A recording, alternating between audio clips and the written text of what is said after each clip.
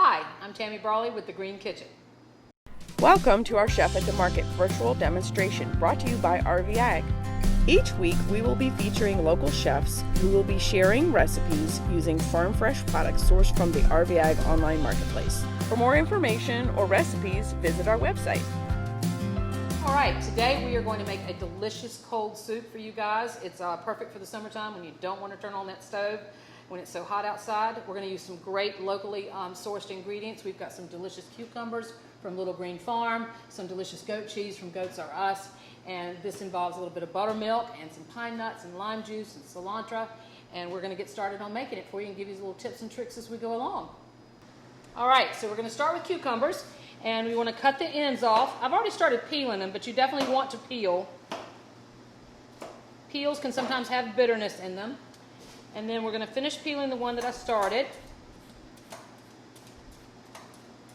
The great thing is that we're using a blender. It's going to do all the work for us. So we're just going to chop up the cucumber kind of rough, go right into our blender. Now I believe the recipe is going to call for you to do these in separate steps, but I'm like, why do all that work? Let's let the blender do it all for us. So what we're going to do is we're going to go ahead and zest our lime. If you've got a microplane grater or rasp, it's a perfect thing to use. We want to get all that zest off of there. And one of the things you want to be sure of is not to go too far into the white part of the lime because it's pith, P-I-T-H, and it's bitter. You don't want that flavor in your soup. So we're going to peel our lime, or zest it, I should say.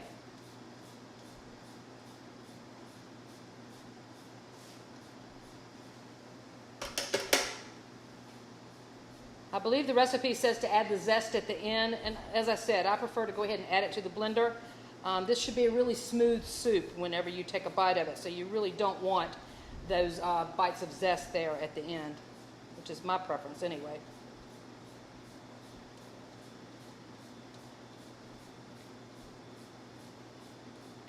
Adding zest to any recipe, whether it be lemon, lime, or orange, is a great way to add a little pronounced of flavor. I personally will actually add kosher salt and lime zest, leave it in my refrigerator, and if you are a margarita fan, you can rim your glasses with that. So we've got it fairly well zested. We're going to go ahead and add all that to the blender. Now we're going to juice it.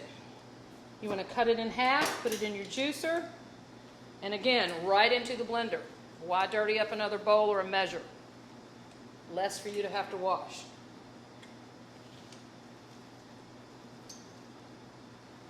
All right, absolutely smells delicious. Now we want about a half a cup of buttermilk.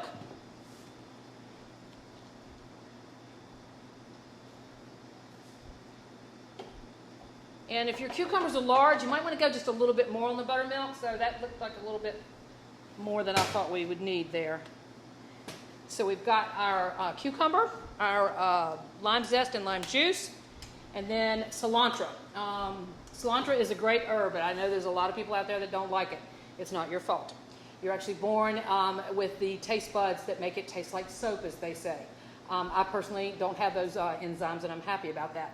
But I will say a substitute for this, think about this. Any herb, in my opinion, I think basil would be a nice little substitution. So if you don't want to do the cilantro, toss in a little basil. But when it comes to cilantro, one of the things I do not do is stand here for hours on end and pick off those leaves. That's kind of crazy. Any herb that's got a soft stem has a lot of flavor in it, so you can go ahead and use those. So depending on the amount that I think I need, I'll just come back and chop it off right at the top. No reason to stand there and waste all that time picking off those leaves. Nice clean cilantro or basil into our blender. And now we've got some delicious goat cheese, which I love to use. Could this be vegan? Why not? We're going to be putting buttermilk, we've already added the buttermilk. If you've got a vegan cream cheese that you like to use, that's fine. Go right ahead and do it. The recipe calls originally for taking the cream cheese and adding most of it, and then at the end it wants you to add the rest. I personally will do something else with the rest of the cream cheese at the end. I'll show you a little trick on, or goat cheese. I said cream cheese, didn't I? Right into the blender. Once again, I'm not using a ton of dishes. Everything's going right into this blender. So the only electricity, there's no heat being applied here. So the only thing is our blender is going to do all the work for us. We're going to turn that on.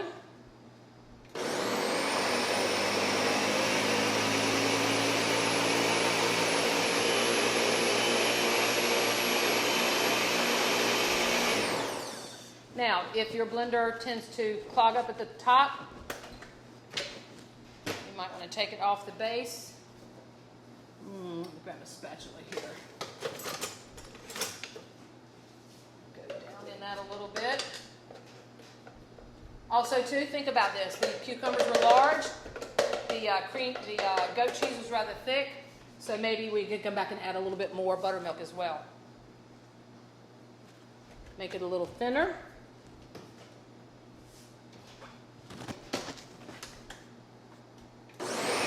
There we go. Now it's blending exactly like we want. We want it nice and thin.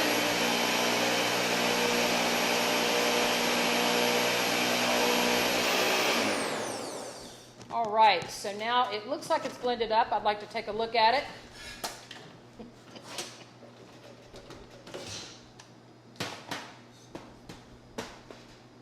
Oh, it looks nice. I'm short, sorry. This looks really, really nice.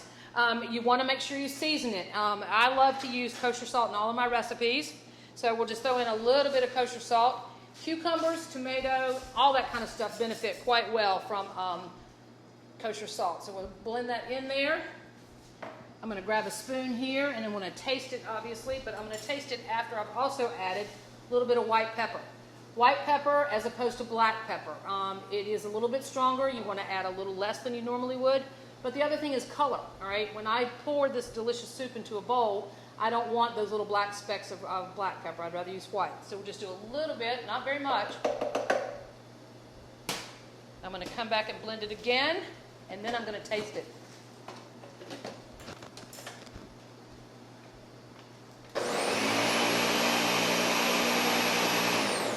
Excellent.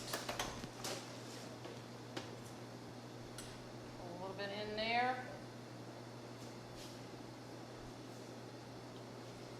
Oh, perfect. Delicious, refreshing soup. We're going to be serving it with some goat cheese croutons that we're going to make. We're going to take some goat cheese, we're going to toast some pine nuts, and show you guys how to not let those burn. So stay tuned. Okay, so there you have it. It's been blended in the blender. Now you want to let it chill. Recipe says you can add some ice cubes, but I'm going to hesitate against that because I don't want it to be watery. So I like to make this first thing in the morning if I'm going to serve it at dinner that night. So you want to let pour it into a bowl or leave it in the blender container, put it in the refrigerator and let it chill. And then we're going to make some delicious goat cheese croutons. Basically it's called a crouton because it's a little crusty on the outside. I just want you to see this. We've got pine nuts. And all I've done is taken that remaining bit of goat cheese, excuse me, I keep saying cream cheese, and we're going to toast some pine nuts.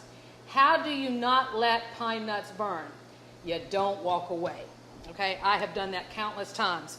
So we're going to go over to our stove, and we're going to turn our burner on, and we're going to put some raw pine nuts in there, constantly moving our pan around and not walking away from it until they turn a nice golden brown color. And then we're going to make some croutons after that. So stay tuned.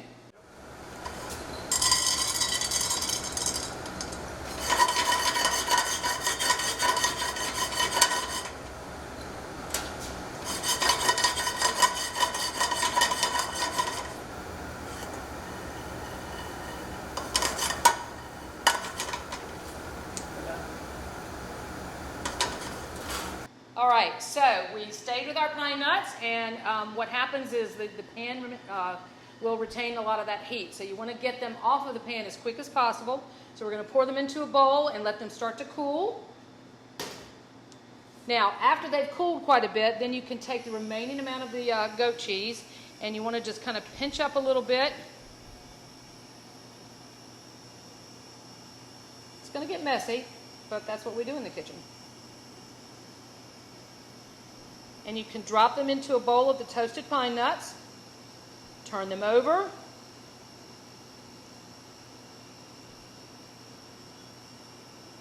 take the pine nuts and just get them nice and coated around the goat cheese.